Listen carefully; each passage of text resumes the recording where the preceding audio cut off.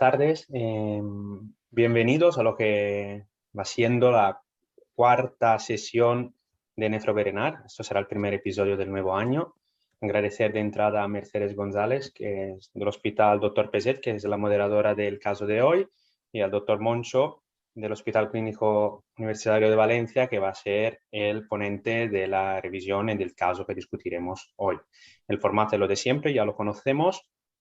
Una primera parte que es la presentación de un caso, una pequeña revisión, y después la segunda parte que es de discusión. Dejo directamente la palabra a Francesc, recordando también que hay unas nuevas entradas al Hospital de Torrevieja, el Hospital de Elche. Agradecerlos por su participación y recuerdo también a todos los residentes lo importante es que participen al debate y de intentar escribir un artículo o un capítulo del libro del caso que se presenta mensualmente. Ya te paso la palabra, Ches. Gracias. Gracias, Marco. Nada, para empezar me presento, ¿no? Soy Francesc Moncho Francés, como bien me ha dicho Marco, R3 de Nefrología del Hospital Clínico Universitario de Valencia. Por mi parte, también dar la bienvenida a todos a este nuevo ciclo del Nefroberenar y también a los R1 de los distintos hospitales, que estamos esperando conoceros a todos. Voy a empezar ya con el caso. Se titula Doctor, me duelen las piernas. Espera que no me está pasando. Ahora. Se trata de, como creo que habréis leído ya en el formulario, un varón de 76 años en programa de diálisis peritoneal, sus antecedentes personales, hipertensión arterial de larga evolución con requerimientos de múltiples fármacos, una diabetes mellitus tipo 2, regular control metabólico, regular tirando a malo también, dislipémico y con una obesidad marcada con un IMC mayor de 35. Además, insuficiencia cardíaca por miocardiopatía dilatada de origen probablemente hipertensivo, una fibrilación auricular paroxística, un síndrome de apnea obstructiva del sueño portador de CPAP y un hiperparatiroidismo que estuvieron viendo en Sagunto, ya lo presentaba desde estadios iniciales de su enfermedad renal crónica y que se hizo un despistaje con gamografía y estudio de paratiroides siendo este negativo. Con antecedentes nefrourológicos, una enfermedad renal crónica secundaria, nefropatía diabética con proteinuria basal en torno a 4 o 5 gramos 24 horas, de larga evolución, que precisó inicio de terapia renal sustitutiva en octubre de 2020. Como os he comentado, la técnica de elección fue la diálisis peritoneal. Este es el tratamiento que toma el paciente, ¿no? La anticoagulación por su FA, los tratamientos antihipertensivos, un pelín de diuréticos y sus otros tratamientos pues, para los diversos problemas que tenía el paciente. Inició diálisis peritoneal con pauta de amarillo, verde, amarillo y codextrina. A pesar de mantener buena diuresis residual, orina sobre 2 litros al día, una edematización progresiva que atribuimos tanto a que era un autotransportador y hacía unas permanencias más o menos largas, y que el catéter se le descolocaba continuamente, sobre todo le iba hacia el flanco izquierdo. Recolocamos el catéter, modificamos la pauta y a pesar de eso pues seguía edematizándose. En enero de 2021 presentaba úlceras de miembros inferiores que no terminaban de curar, ya había presentado úlceras anteriormente, pero que sí que habían curado, y lo mandamos a la unidad de úlceras y estaba pendiente un resultado de la biopsia de la piel.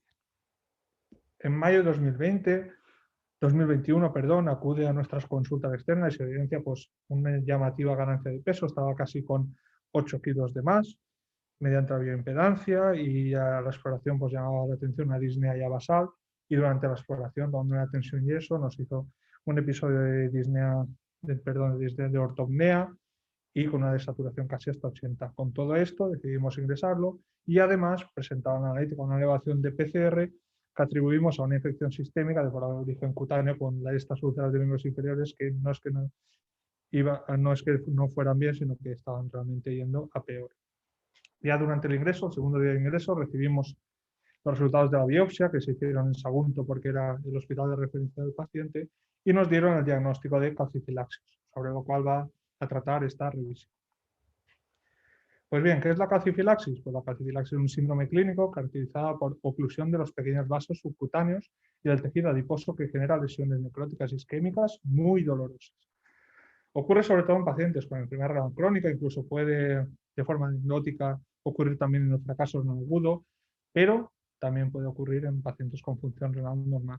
La incidencia estimada es muy baja, 35 casos de cada 10.000 en hemodiálisis en Estados Unidos, 4 de cada 10.000 en Alemania y 1 de cada 10.000 en Japón. ¿Por qué se produce la calcifilaxis? ¿No? Pues parece que las células musculares lisas de los vasos sanguíneos, en el contexto de la enfermedad renal crónica, de las alteraciones del metabolismo fosfocálcico, la diabetes, se produce una transdiferenciación a un perfil más osteocondrogénico.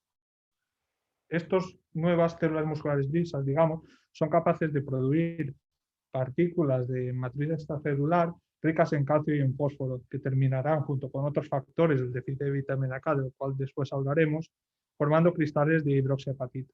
Esto, junto al daño endotelial propio de la enfermedad renal crónica, la diabetes, la hipertensión y la posibilidad de formación de algún trombo en estos vasos, terminará condicionando la aparición de la calcifilaxis. ¿Cuáles son los principales factores de riesgo de calcifilaxis? Pues bien, en 2016 se publicó en el JASN un estudio poblacional para tratar de identificarlos, en los cuales cogían a 3.090 pacientes, de los cuales incidentes en calcifilaxia, todos en hemodiálisis, había 1.030, se cogieron 2.060 controles, se analizaron las características de estos pacientes, ¿no? Y se vio que realmente favorecieron la calcifilaxis, la diabetes mellitus, la obesidad, las alteraciones del metabolismo fosfocálcico es difícil de interpretar porque al final terminan interaccionando todas entre ellas, y el tratamiento con Sintrom o warfarin. En otra revisión, publicada en la revista Nefrología, sí que se vio o se establecieron como dos tipos diferentes de factores, ¿no? Aquellos que podían ser fácilmente modificables o modificables y aquellos que podían ser difícilmente modificables. Entre ellos, pues, el sexo femenino, la raza caucásica, la diabetes, aunque la diabetes pues, se puede tratar de controlar mejor o peor, y factores ya modificables, como puede ser la obesidad, la hiperfosforemia, las dosis elevadas de captores de fósforo, de base cálcica, las dosis elevadas de análogos de vitamina D, el hiperparotiroidismo, la hipercoagulabilidad y el tratamiento con los antagonistas de la vitamina K. Hablando un poco de dos de estos factores, ¿no? El sexo femenino, ¿por qué el sexo femenino se asocia a mayor riesgo de calcifilaxis? Pues bien, esto parece condicionado ya al sexo femenino después de la menopausia, ¿no? En un momento en el cual baja la concentración de estrógenos en estos pacientes y lo que se produce es una disminución de la osteoprogerina. Es una molécula que interactúa sobre el ligando RAN con el RAN, que es el receptor del denosumab, y que modela un poco la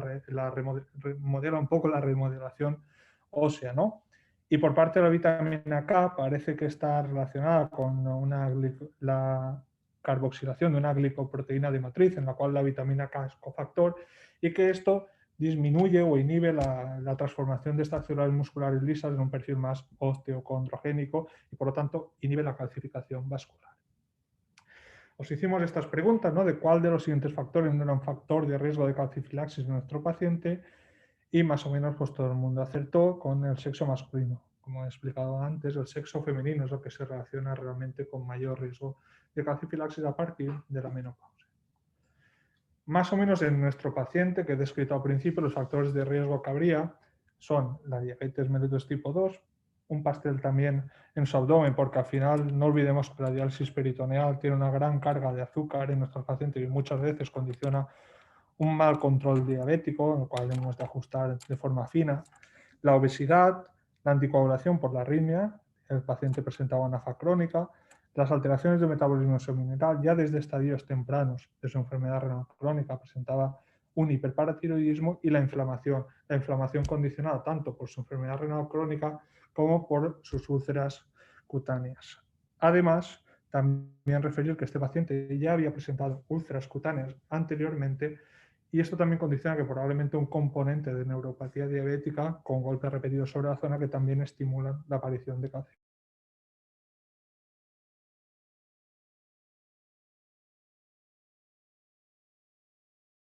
Vale, no creo que sea un problema, pero creo que hemos perdido la conexión. Vale. ¿Me oís? Ahora sí. Sí. Se ve que ha habido algún fallo. Si hay algo, me decís, ¿vale? Nada, en la primera fila vemos los estadios más iniciales, digamos, de la calcifilaxis, ¿no? Se ve un lívido reticular, lesiones más pequeñas, y si bajamos ya a la fila de en medio, pues vemos ya las lesiones avanzadas características, ¿no? De las úlceras necróticas, muy dolorosas, que si afectan a los dedos pueden condicionar incluso isquemia y amputaciones de los mismos. Después ya vemos imágenes diagnósticas, de las cuales hablaremos de forma más fina posteriormente, ¿no? Estas son las imágenes que tenemos de nuestro paciente, ¿no? Vemos ahí en el miembro inferior derecho las úlceras necróticas con aspecto también infectado. En este momento ya hemos empezado a curarlas, ¿no? De la fase inicial en la que vimos al paciente. Y al lado vemos su biopsia, ¿no? Su biopsia de piel, en la cual sí que parece haber en la parte derecha una afectación de los vasos con una pérdida de su estructura, ¿no? Unos cristales de calcio que aparecen en el medio y alguna componente de trombosis intraluminal. ¿Cómo podemos también clasificar, ¿no?, las manifestaciones clínicas de la calcifilaxis? Pues bien, hay dos fases, digamos, que es lo que hemos visto anteriormente en las imágenes, ¿no? Una primera de un eritemas laminares cutáneos y prurito, que es importante el diagnóstico precoz, porque si lo detectamos aquí, la mortalidad aproximada es únicamente de un 30%, mientras que si avanzamos a la fase de ulceración y necrosis cutánea, ya la mortalidad de estos pacientes llega siendo un 80%. Además, hay dos perfiles de distribución, ¿no? Sería la distribución proximal, que sería de rodillas para arriba y de codos para arriba, y la distal, que es pues, de codos o rodillas para abajo. Vemos que realmente sí que parece que hay una diferencia entre la afectación distal y proximal única y la afectación de ambos lados o distal y proximal al mismo tiempo, pero que al final el p-valor no termina de salir significativo, ¿no? Este es un estudio de unos compañeros de dermatología con muy poca N. Realmente los estudios que hay en calcifilaxis, ya lo veréis durante toda la presentación, son con muy pocos pacientes. ¿Cuál es la evolución natural y el pronóstico de estos pacientes? ¿No? Pues como vemos en esta gráfica, aunque la N es pequeña, el pronóstico es realmente malo. Hasta el 60% de los pacientes mueren durante el primer año de diagnóstico de la calcifilaxis. ¿Y de qué se mueren estos pacientes? Pues bien, se mueren sobre todo de sepsis cutánea, de progresión de sus lesiones y en el caso de cardiovascular. Son pacientes que ya presentan antes de todo esto un riesgo muy alto cardiovascular y que la calcifilaxis pues acrecienta. El diagnóstico, esta es la pregunta que os hicimos, ¿no?, sobre el diagnóstico de la calcifilaxis. Viendo las lesiones que os presenté en la foto anterior, pues vemos que casi todo el mundo ha dicho que solo solicitará la biopsia, si el diagnóstico fuera dudoso, mientras que un 36% sí que necesitaría la biopsia. ¿Qué dicen actualmente los expertos? Pues bien, se propuso en un libro muy bueno que hay de Torregrosa y Cucciari este algoritmo diagnóstico para la calcifilaxis, ¿no? Si tenemos las úlceras necróticas típicas de la calcifilaxis y el paciente está en diálisis o trasplante, únicamente necesitamos una técnica de imagen de las que ahora os hablaré. Si está en una enfermedad renal crónica que no está todavía en terapia renal sustitutiva, sí que se necesita la biopsia. Y en fases iniciales, pues también necesitamos esa biopsia para ver si realmente es una calcifilaxis. Estas serían las técnicas de imagen que se proponen, ¿no? En la izquierda vemos una ecografía de piel en la cual se ven pues, lo que impresiona de vasos calcificados con una sombra posterior que nos indica el depósito de este material cálcico. En la imagen central lo que vemos es una radiografía de extremidad con una técnica similar a la mamografía, en la cual se dibuja muy bien los vasos calcificados, ¿no? Y en la tercera un TAC donde se ven también los depósitos de calcio subcutáneo. ¿Cómo hacemos el diagnóstico de diferencial? Pues bien, hay muchas enfermedades que pueden simular en nuestros pacientes la calcifilaxis, pero también yo creo que todo esto se nos escapa un poco y siempre está bien pues, pedir ayuda a los dermatólogos que van a entender muchísimo más que nosotros en el diagnóstico de esta patología, sobre todo a nivel de simuladores cutáneos de la misma. Ya terminando, hablando del tratamiento, ¿no? Pues el tratamiento se basará en tres pilares fundamentales. Un adecuado manejo de las úlceras cutáneas, modificar los factores precipitantes de la calcifilaxis y terapia con inhibidores oxidantes de la calcificación cutánea. ¿Cómo manejamos las úlceras? Pues es muy importante manejar de forma adecuada el dolor en estos pacientes. Requerirán prácticamente siempre fármacos opioides como el fentanilo o la buprenorfina y podemos utilizar también adyuvantes para garantizar un adecuado control del dolor. Muy importante también pensar que el momento de la cura de estas úlceras son momentos de muchísimo dolor para el paciente y dejar siempre pautado pues, un tratamiento para el dolor previo a la cura de rescate para que no sufra dolor durante la misma. Las infecciones, muy importante también el manejo de las infecciones. Si os acordáis, cuando he comentado las causas de mortalidad en estos pacientes, la principal era la sepsis cutánea, ¿no? Realmente nuestro paciente estuvo colonizado y infectado por varios gérmenes, entre los cuales Staphylococcus aureus, Pseudomonas aeruginosa, Stenotrophomonas maltophilia, todos ellos con unos perfiles de resistencia ya moderados. Entonces es muy importante manejar adecuadamente las infecciones, ya sea con antibioterapia o con curas adecuadas. El desbridamiento quirúrgico, ¿no? Nuestro paciente costó, ahora después lo comentaré, pero costó bastante iniciar el desbridamiento quirúrgico porque decían que eso estaba infectado y que lo que había que hacer era antibiótico, pero realmente en la misma serie de los compañeros de dermatología se veía que el desbridamiento versus el no desbridamiento sí que parecía condicionar una mejoría del pronóstico de los pacientes de forma significativa, ¿no? Y finalmente, para el manejo de las úlceras, también hay datos sobre la terapia con oxígeno hiperbáricas, y en la cual sí que parece que asociadas a otros tratamientos, como sea el tiosulfato de sodio, la paroidectomía, mejoran la supervivencia de estos pacientes. Como he dicho antes, la mortalidad de estos pacientes se condiciona muchas veces por la evolución de las úlceras, por lo cual este pilar es uno de los más importantes, creo yo, en el manejo de estos pacientes, ¿no? Los factores precipitantes. Pues bien, todo lo que hemos hablado sobre los factores de riesgo, ¿no? Hay que adecuar la eficacia dialítica de las terapias renales sustitutivas, retirar los quelantes cálcicos y los suplementos de vitamina D, hay que controlar el hiperparatiroidismo. En los factores de riesgo, cinacalcet se marcaba como un factor de riesgo de calcifilaxis, pero probablemente esté asociado a esto, a que los pacientes con una PTH más elevada son los que están en tratamiento con cinacalcet. Entonces el cinacalcet parece que sí que puede ayudar a controlar este hiperparatidoidismo y no a aumentar la tasa de calcifilaxis. Hay controversias con la paroidectomía, porque realmente si haces una paroidectomía te arriesga a tener un síndrome del hueso hambriento, y lo que puede pasar ahí es que tengas que dar grandes suplementos de calcio y vitamina D que al final están contribuyendo a más calcificación vascular y a un incremento de calcifilaxis. Hay que retirar la anticoagulación con antivitamina K y pasar a heparina o los nuevos anticoagulantes.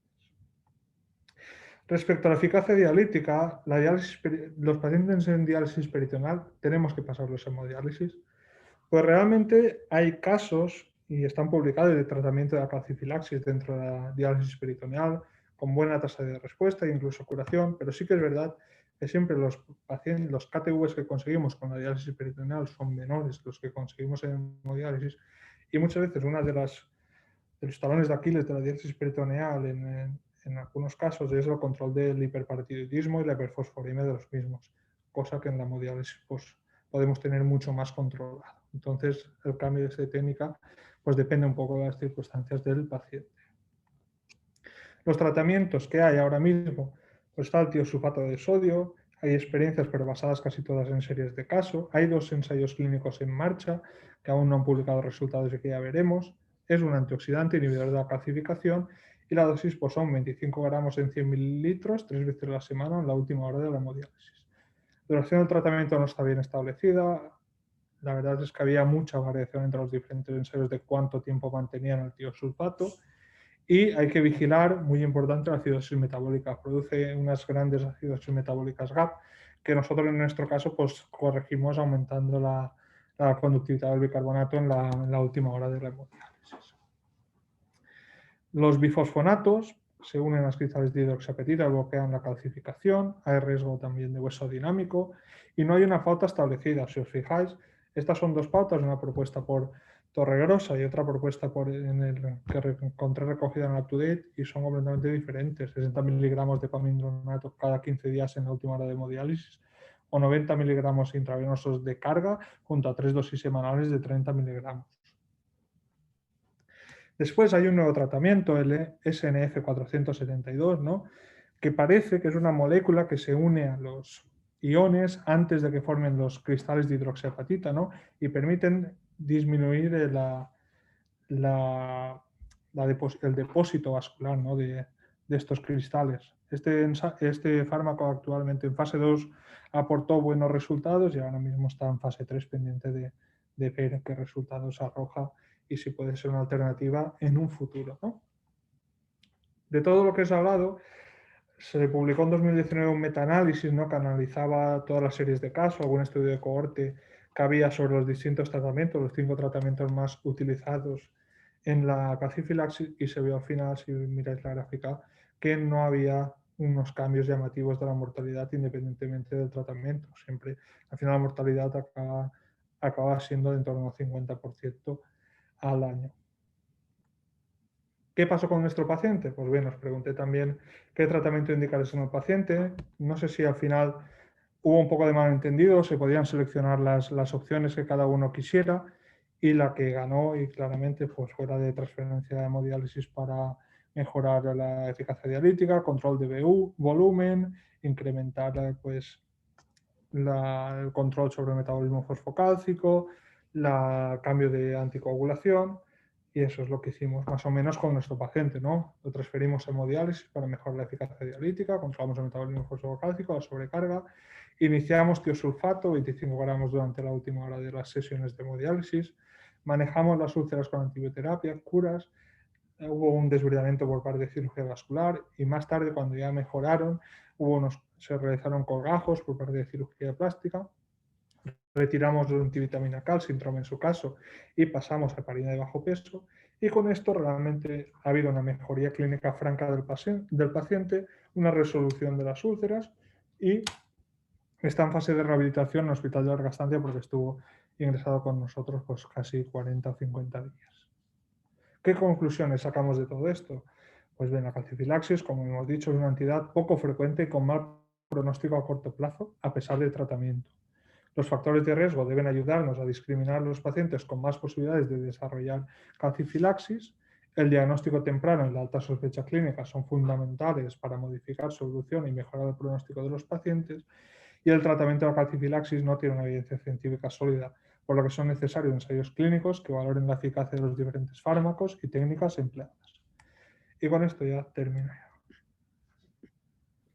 Bueno, muchas gracias, Francesc, por tu exposición. Y sin más, pasamos al turno de las preguntas. Si no, a ver quién se anima. Si no, hago yo comentarios. Aquí. Hola. Hola. Hola, Mercedes. Bueno, felicidades primero, Francesc, por la presentación. Gracias. Yo una duda que tengo, porque comentas que hay veces que no se retira de té. Y claro, yo sí que he visto casos aquí en diálisis, que siempre sé la pauta que has dicho, ¿no? De después de las sesiones de diálisis, administrar el tiosulfato. En diálisis peritoneal, ¿cómo se podría hacer la pauta de tiosulfato? ¿Sería también tres veces a la semana? Hay diferentes tipos de pautas, ¿no? En diálisis peritoneal. Sí que es verdad que la experiencia es más limitada y realmente hay dudas sobre cómo ponerlo. Incluso en los pacientes con lesiones muy localizadas ponen el tiosulfato intralesional diario. En peritoneal he visto casos, he leído casos de que lo ponían también 3 veces a la semana intraperitoneal, con riesgo de que ha habido de un par o 3 de casos descritos de peritonitis estéril. Y después también se lo pone intravenoso, pero con un control muy próximo y con gasometrías venosas para evitar pues, esta acidosis metabólica que suele ocurrir con el tratamiento del mismo. Vale. Gracias. Gracias. ¿Alguien más se anima? Si no, bueno, a ver. Es que tenéis silenciado. Yo quiero preguntar. Sí, adelante. La cámara la tenemos al revés en el ordenador y no sabemos arreglarlo. Vale. Está apagado. Aquí está. Estamos aquí. Estamos aquí, pero se ven los dedos. Buenas, yo quería hacer una pregunta al respecto del diagnóstico. Ahora la tenemos bien. ¿Ahora está bien?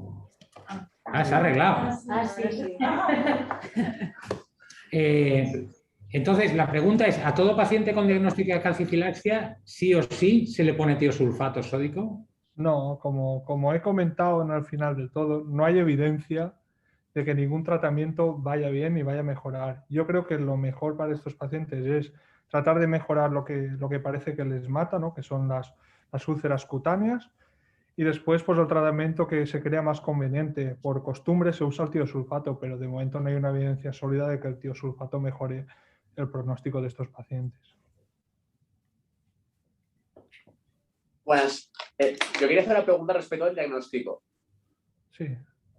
Me preguntaba primero, o sea, a nivel ecográfico, se haría, no sé si tenéis experiencia diagnosticando esto por ecografía, pero ¿Se haría de acuerdo directamente sobre la úlcera? Pues la verdad es que nosotros tampoco tenemos experiencia sobre esto y ha sido una cosa pues, que he encontrado yo ahora mismo revisando. Yo creo que se haría más que sobre la úlcera, sobre los bordes cercanos de la úlcera, porque la misma ya es un tejido muy desestructurado y entonces habría que buscar lo más próximo a la misma, que es por donde las lesiones van a crecer probablemente. Pero ni idea, ¿eh? Ni idea. Y luego, ¿la radiografía sería sensible también en casos leves? ¿Pues sería más en casos muy abigarrados? La radiografía realmente yo creo que no te aporta mucho, a no ser que sea ya en secuencia más como la que he mostrado, ¿no? En tipo mamografía, que es más sensible para detectar las pequeñas calcificaciones subcutáneas. Probablemente sea más la radiografía en casos más, la simple en casos más avanzados y la de mamografía pues en casos más leves, pero tampoco tengo mucha experiencia en el tema este de las pruebas de imagen en el diagnóstico de calcifilaxis. Si alguien puede aportar algo, está invitado. Yo quiero... La radiografía simple es lo más bueno, bonito y barato para el diagnóstico. Es decir, si tiene una especificidad del 100%, tienes úlceras, si tienes calcificaciones vasculares, ya está el diagnóstico. No hay que ir a la biopsia ni nada. Si la radiografía no se ve, entonces vayamos a la mamografía, ecografía, biopsia. Pero si tienes una clínica compatible con una imagen radiológica típica de calcificaciones en el tejido celular subcutáneo, y si hablas con el radiólogo te la hace con cariño, no hay que hacer nada más. Si te ahorras una biopsia, porque las biopsias a veces se infectan y donde no había una úlcera y aparece una úlcera después de la biopsia. Sí, de hecho también hay datos sobre utilizar la gammagrafía con SPECT para que capten las zonas y parece que sea más sensible, pero claro, si lo puedes tener con una radiografía de mamografía, ¿para qué vas a crear más cosas? Sí. Que igual no se ve, pero si se ve ya tienes el diagnóstico. Exacto. Y no hay que hacer la biopsia, porque la biopsia no está exenta de complicaciones. Exacto. Sobre todo si ya están sobreinfectados. Bueno, yo tenía un comentario al respecto. En este paciente parece que influyen mucho los factores de riesgo que tiene, además de la enfermedad renal crónica, ¿no? Porque realmente la terapia renal sustitutiva la empezó hace poco. Y al ser cardiópata con éxtasis en las piernas, que eso favorece ya de por sí la aparición de lesiones, no nos has comentado nada acerca de la ferroterapia, que también con el éxtasis venoso puede generar, el catabolismo de la hemoglobina está favorecido por este éxtasis y se deposita hierro. Y se ha visto que está implicado en la génesis de radicales libres y posterior de la calcifilaxis. Y no nos has comentado nada que por ser un paciente cardiorrenal llevará ferroterapia seguro. Y hay muchas veces supradosis.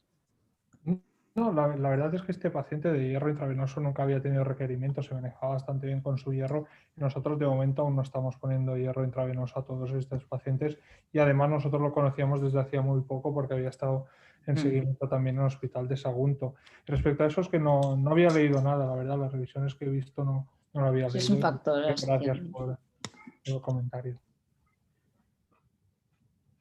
¿Alguna pregunta más? Mira, si nadie pregunta, hablando de... Hay una pregunta. Hola, buenos días, buenas tardes.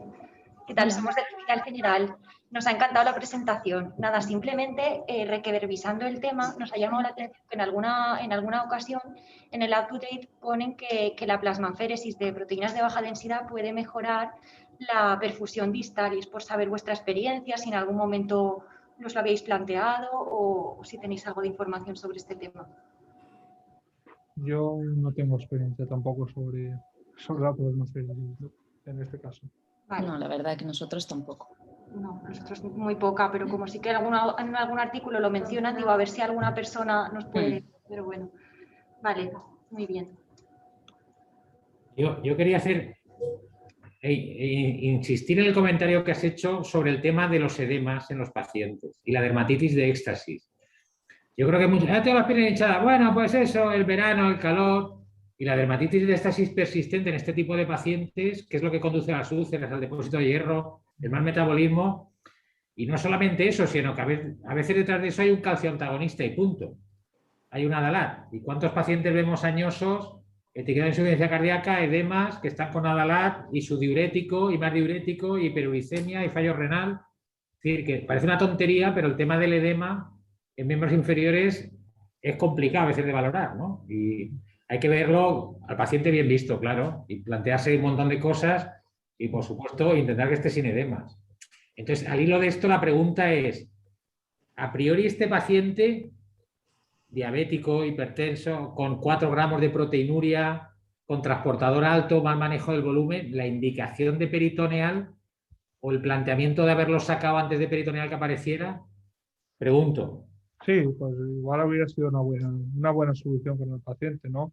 A veces empiezas con una técnica y cuesta pasarle a la otra, y más cuando ha sido la técnica de elección del paciente, ¿no? Que al final el paciente también tiene derecho a decidir sobre su técnica, y este realmente había acabado de empezar hacía como, creo que habían sido 6 meses, ¿no? Empezó en octubre de 2020, esto pasó en abril de 2021, en abril de 2021, mayo.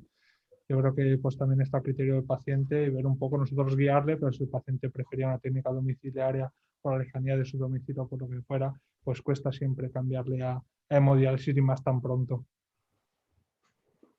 Imagino que sería por la dilatada que tendría, por buscar la mejor tolerancia Sí, claro. de la técnica, porque estos pacientes en hemodiálisis ya sabemos que muy bien no van. Y yo tenía otra pregunta, la concentración de calcio en las bolsas de peritoneal, ¿la sabemos? Normalmente ponemos, creo que la Bajo, ¿no? que es el calcio bajo y ya está, creo. Pero no lo revisé a qué bolsas llevaba este paciente en ese momento. Perfecto. Ahí si quiere Gracias. intervengo yo, porque a todos los pacientes de entrada, salvo si muy puntualmente, ponemos siempre calcio bajo en todas las bolsas de peritoneal, buscando lo que es como en hemodiálisis, un balance negativo. Y verdad que quería contestar que efectivamente, aparte que cada paciente tiene libertad de elegir su técnica y siempre se intenta dar una predilección a lo que son las técnicas domiciliarias, teniendo en cuenta de las complejidades de los pacientes, ya que en este paciente una miocardiopatía dilatada normalmente siempre pensamos que pacientes en diálisis peritoneal, aprovechando sobre todo lo que pueden ser cambios como con hidrodextrina, pueden al revés, que sí, ayudarnos a controlar lo que son los volúmenes de estos pacientes respecto a una hemodiálisis que a veces implicaría ganancias o mejor, lo que serían ultrafiltraciones durante la diálisis muy amplias. Y hago yo una última pregunta, porque hemos hablado del factor de riesgo cardiovascular y a mí algo que me impactó fue ver cómo la prevalencia de esta enfermedad, una de las pocas veces, creo que una de las pocas veces donde es a expensa de las mujeres, cuando normalmente patologías relacionadas a factores de riesgo cardiovasculares es justo al revés. Yo creo que es un poco lo que he explicado en el papel de los estrógenos y también a otras patologías dentro del metabolismo focal, como la osteoporosis y todo esto, que debe haber algún papel más de los estrógenos o que cambie eso y que modifique, pues, como he hablado del RAN ligando con el receptor RAN, y que ahí esté pues la clave para entender esto. Aunque tampoco sé si alguien más puede aportar algo a esto. Bueno, yo creo que en definitiva es una balanza hacia calcificación o inhibidores de la calcificación del depósito de calcio, y en ese caso la balanza se inclina más al haber menos estrógenos. Un último comentario, Mercedes. Bueno, para Francesc, enhorabuena por el caso. Una pregunta, me parece poco tiempo en diálisis, realmente son 6 meses y mucho daño de calcifilaxia, es decir, normalmente los casos de calcifilaxia son gente pues, o que viene del trasplante o muchos años en diálisis.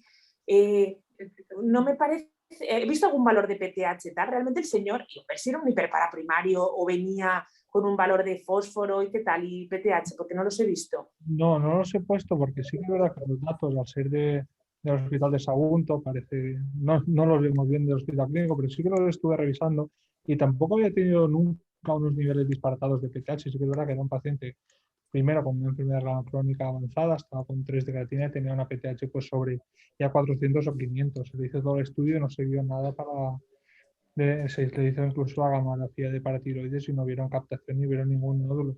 Pero sí que nos llamaba la atención también nosotros que suele haber un tiempo de permanencia o tiempo de técnica renal sustitutiva largo en estos pacientes, y en este paciente realmente a los 6 meses de empezar ya teníamos un daño de calcifilaxia tremendo. Incluso antes, porque en enero ya empezaron las úlceras y el paciente llevaba 3 meses en diálisis en ese momento. Sí, a veces igual. Perdón. No, que a veces nos fiamos de la creatinina y por la foto que he visto son enfermos desnutridos, cardiópatas, que 3 de creatinina, a lo mejor en este señor son 5 de creatinina en una persona normal, que a lo mejor nos fiamos del filtrado, derivamos de fórmulas de la creatinina y estamos sobrevalorando el filtrado, y a lo mejor este señor ya estaba mucho tiempo con necesidad de diálisis. No sé, por buscarle una explicación a estar 6 meses en diálisis hace una calcifilaxia tan bestia. Sí, puede ser. No sé, por ahí. Bueno, porque siempre estamos con calcifilaxis asociado a hemodiálisis y a largo, o sea, al tiempo en terapia renal sustitutiva, pero realmente también hay muchos otros, o sea, está descrito en todos, incluso en pacientes que no tienen enfermedad renal, pero los factores inflamatorios que propician ese depósito en este paciente, pues claro, eran de peso y quizá la DP hubiese empezado mucho antes, no sé cómo explicarlo, que no realmente en filtrados por debajo de 15 no estaba 6 meses, que estaría muchísimo tiempo antes. Está claro. Y respecto a eso, Francis, una pregunta, porque has puesto en la diapositiva que se ha relacionado con fracaso renal agudo. Sí. En ese caso en concreto, cuando se relaciona con fracaso renal agudo, ¿es porque hay otros factores asociados o porque tiene un hiperpara primario o por algo en concreto? En esto la verdad es que no he profundizado mucho, lo desconozco. Si alguien tiene más experiencia, me sabe mal, pero esto es de lo poco que no me deben revisar, porque parece que son casos muy anecdóticos. Sí, no, yo no. Una pregunta de aquí del general. Este paciente llevaba warfarina por una fibrilación auricular y siendo también un factor de riesgo para la calcifilaxis. ¿Qué se hizo? ¿Se retiró? ¿Se maneja con heparina o qué experiencia tuvieron? Actualmente se está manejando con heparina. Se retiró nada más el confirmar el diagnóstico de calcifilaxis y se empezó con heparina. Yo al final la duda que me surge, que lanzo también la pregunta, es ¿cuántos pacientes de los que tenemos en diálisis cumplen con más de 1, más de 2, incluso más de 3 factores de riesgo de calcifilaxis, ¿no? Y hay muchos que los tenemos con Sintron, estos pacientes. ¿Cuándo debemos plantearnos realmente si quitar el Sintron a estos pacientes que tenemos en diálisis con todo esto? ¿O cómo tenemos que vigilar a estos pacientes? ¿Qué debemos hacer, ¿no? En estos pacientes que tienen tantos factores de riesgo para hacer calcifilaxis, ahí los tenemos sin hacer un control estrecho hasta que no le aparece el pulso. Bueno, yo creo que eso es, ahora teniendo los nuevos anticoagulantes, no tiene mucho sentido tener a pacientes en diálisis con Sintron, la verdad. A menos que tengan su indicación, ¿no?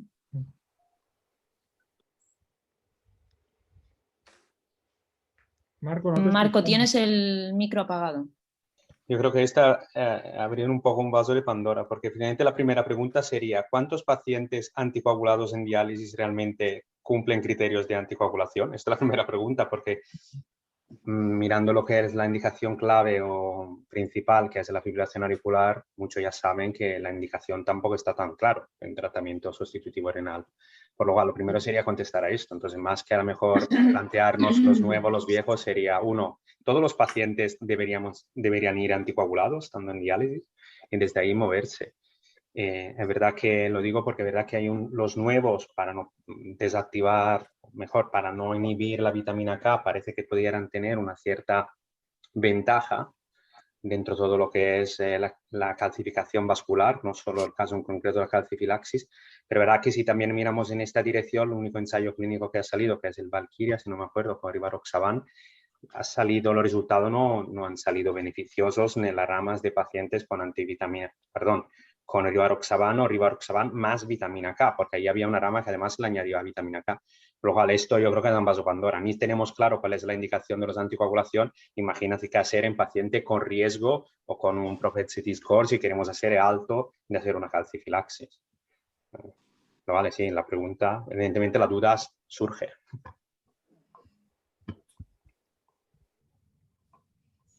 Sí, estoy totalmente de acuerdo, Marco. Es que hay que revisar cada uno de los pacientes que nos encontramos porque eso es así. ¿Alguna pregunta más? Pues si no hay ninguna pregunta más, son las 4:40. Yo creo que ya es hora de dar por concluido. No sé, Marco, ¿tú qué opinas? Total, Mercedes.